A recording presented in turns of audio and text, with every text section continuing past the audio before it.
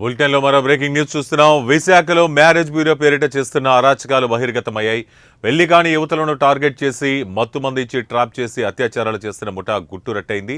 బాధితులు స్పృహలో లేని సమయంలో నగ్న వీడియోలు చిత్రీకరించి కేటుగాలు బ్లాక్మెయిల్ కూడా చేస్తున్నట్లు పోలీసులు తెలిపారు.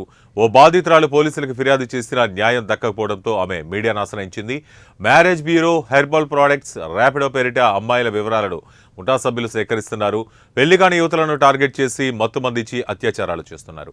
గర్భం దాల్చిన బాధితురాలను చంపేస్తామని బెదిరింపులకు పాల్పడుతున్నారు. గర్భం తీయించకపోతే 20,000 సుఫారీ ఇచ్చి పైకి పంపిస్తామని వార్నింగ్ ఇస్తున్నారు.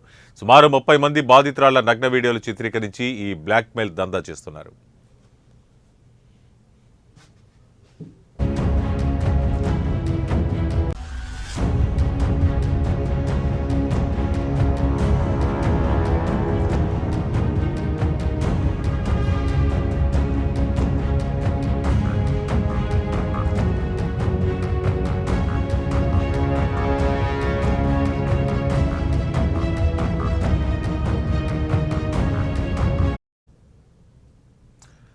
విశాఖలో మ్యారేజ్ బ్యూరో పేరిట చేస్తున్న అరాచకాలు బహిర్గతమయ్యాయి. పెళ్లి కాని యువతులనే టార్గెట్ చేసి మత్తుమందు ఇచ్చి ట్రాప్ చేసి అత్యాచారాలు చేస్తున్న ముఠా గుట్టురట్టయింది.